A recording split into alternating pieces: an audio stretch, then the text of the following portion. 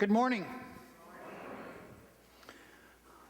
I must apologize. I don't remember the context leading up to this story.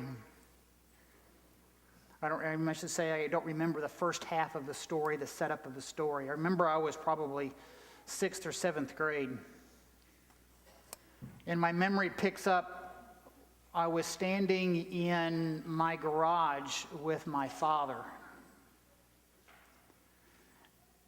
And I had just admitted to him that I'd lied.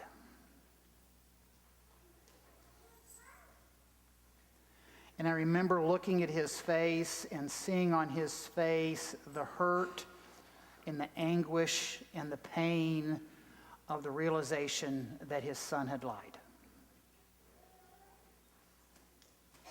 And I'm standing there and I'm thinking, okay, here it comes. I'm going to get the full wrath of my father. That's what I was expecting. I was expecting to be grounded for the rest of my life, however long, right? And then my German, my non-emotional father walks over to me and gives me a great big hug.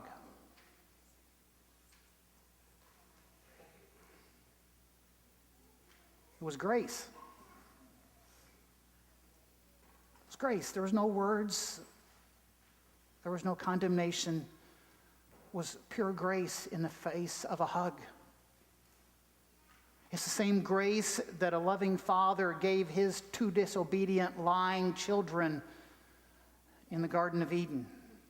It's the same grace that a prodigal father gives his two disobedient sons in the story of the prodigal son. Grace. This morning we start a sermon series entitled Solas, based upon Luther's four solas, and those are Sola Gratia, Sola Fide, Sola Scriptura, and Sola Christus.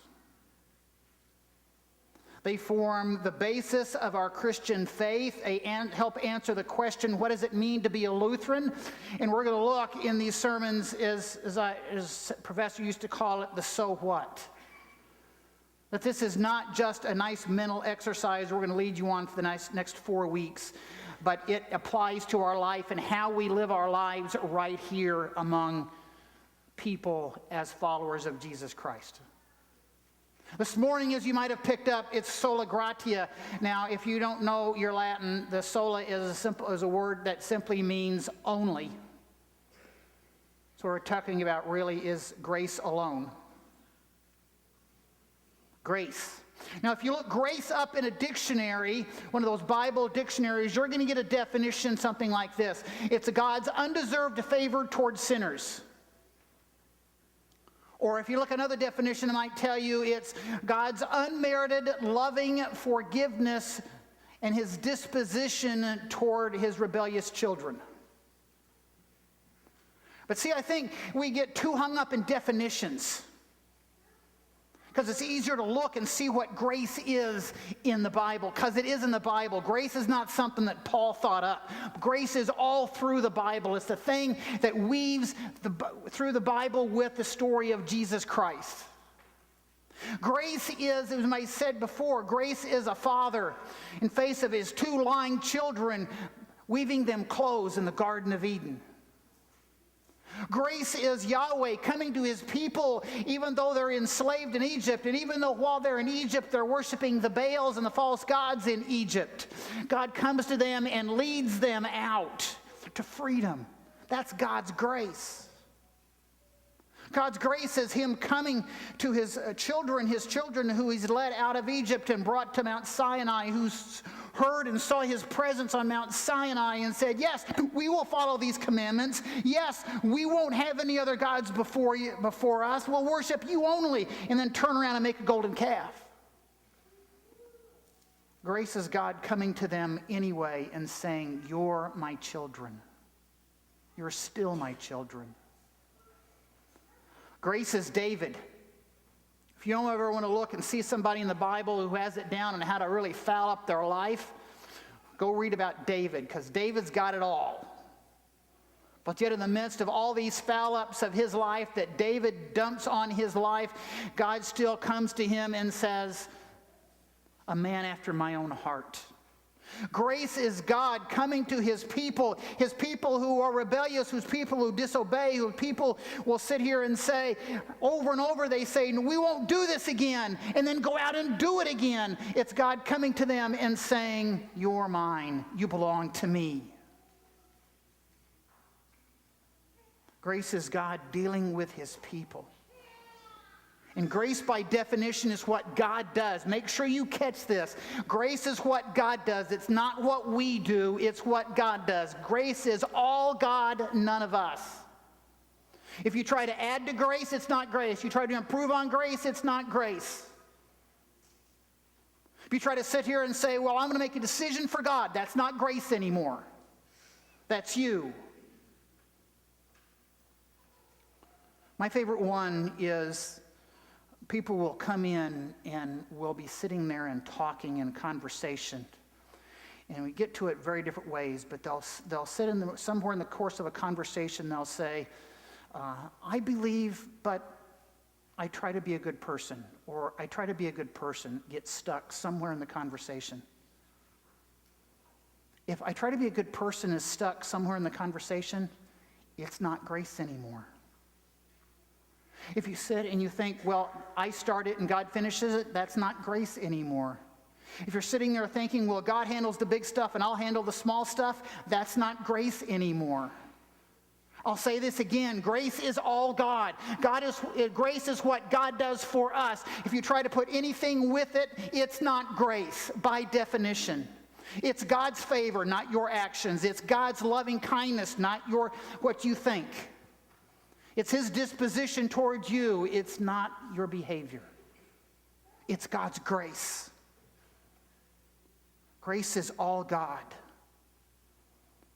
And grace is inevitably tied to Jesus Christ. You can't talk about grace without talking about Jesus Christ. John chapter 1, John writes in the prologue of his gospel, grace and truth came through Jesus Christ. We can't talk about grace and not bring Jesus Christ into the discussion because grace is inevitably tied and comes with Jesus Christ. And we said that just a minute ago. I don't know whether you caught that. It's tying grace into Jesus Christ. Just a minute ago, in the words of the Apostles' Creed, when we sat and we all stood and confessed, suffered under Pontius Pilate, was crucified, died and was buried, descended into hell, and the third day rose from the dead. Those words of the Apostles' Creed, that's grace. That's God acting in grace to his people. Luther's explanation to the Apostles' Creed hits it again, just so remind us. Luther, when he's explaining the Apostles' Creed, writes this. He says, talking about Jesus, who has redeemed me, a lost and condemned person, purchased and won me from all sins, from death and from the power of the devil, not with gold or silver, but with his holy precious blood and his innocent suffering and death. In other words, it's all him and none of you. That's grace. Grace can't be separated from the life and death of Jesus Christ. You can't do it. And if you try to separate it, it's not grace anymore. And it's this grace that God gives, this grace that is tied to Jesus Christ, this grace that is his favor that's given to all people everywhere. Grace comes to the godly and the rebellious alike. God comes to the devout and ranked sinners just the same way. Grace comes to each and every one of us, to me, to you, your neighbor. No one's excluded. No one's excluded from grace. Not even two kids by the name of Eric Harris and Dylan Klebold. If your memory is not running real sharp this morning. Eric Harris and Dylan Klebold shot and killed 13 people at Columbine High School. Not even them were excluded. Not even Satam al-Sakami, Walid al-Shaliri, Wael al-Shaliri, Muhammad Atta, Abdulaziz al-Omari. Not even them. They were the ones, by the way, the 5 young men who hijacked American Airlines Flight 1 on September 11th and flew it into the North Tower of the World Trade Center. And hence comes the difficult part of grace. This is the hard part. And this is the part that rubs us the wrong way sometimes. We're real good on this grace that we get the grace. So we're real good on this grace that comes to the people like us. We're real good on the grace that maybe come to the people, sort of. But when it starts coming, when we start talking about grace coming to everyone, grace alone means grace comes to everyone. It comes to those who are like us, who dress like us, who talk like us, who sing like us. And it comes to those whose behavior and attitudes and actions turn your stomach. Because that is grace. Grace comes to everyone in the world.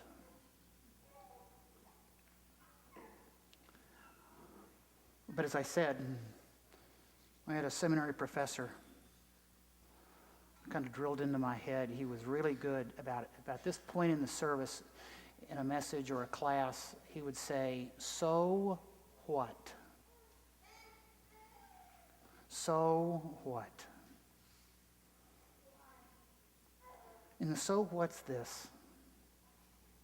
It's realizing this grace that God has poured into us. This overwhelming, this abundant grace that God has poured into us. In Romans chapter 5, Paul writes these words, and I love this section of Romans. Chapter 5, verse 15, he says, "But the free gift is not like the trespass, for if many died through the one man's trespass, how much more have the grace of God and the free gift by the grace that came from the one man abounded for the many?" In other words, it's simply this: if you think you can out-sin grace, you're wrong.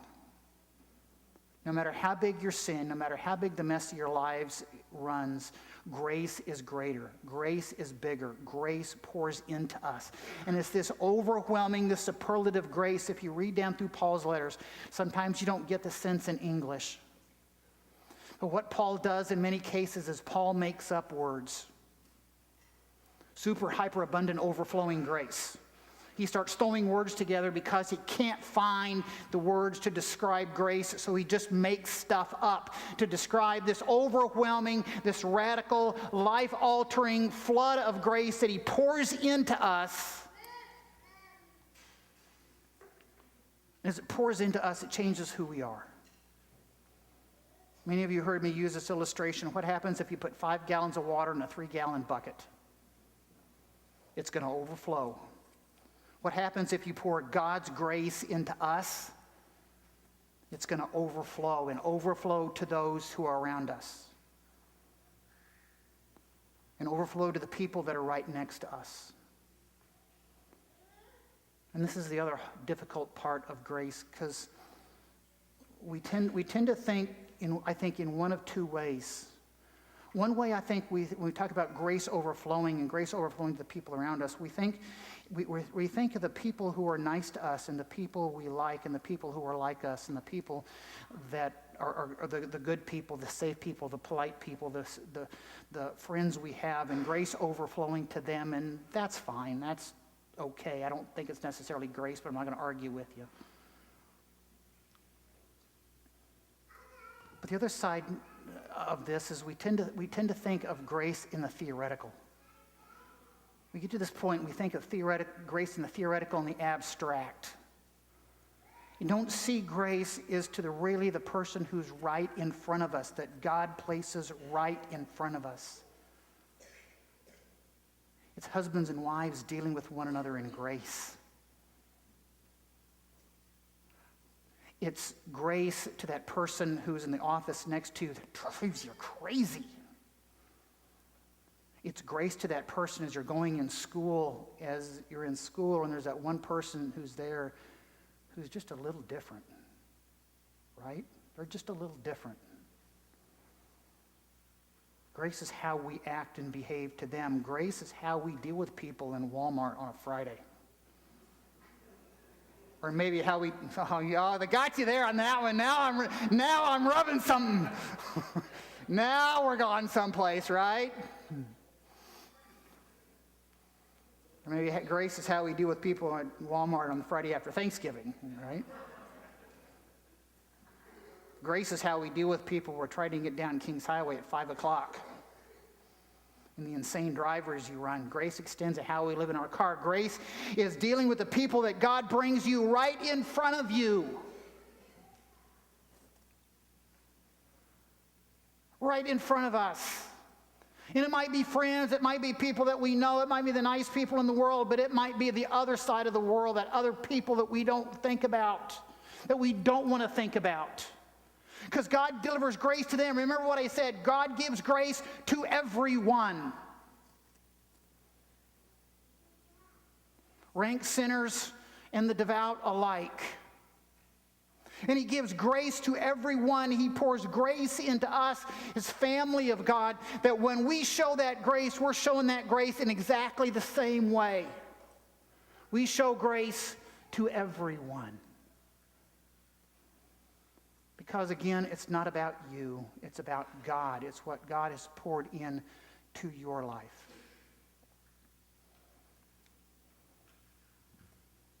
Now, yesterday I was talking with one of our members.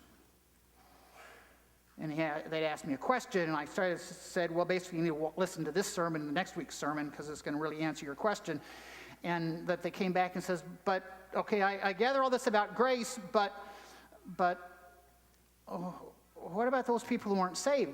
Because if God gives grace to everyone, don't we have to accept it by faith?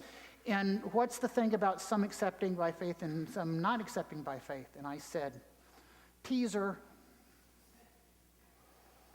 Seriously, that's next week. Because I got to set you up with this week on that, with grace, before I can talk about that, because that's going to be another 25 minutes to talk about that one. But take you back to that garage.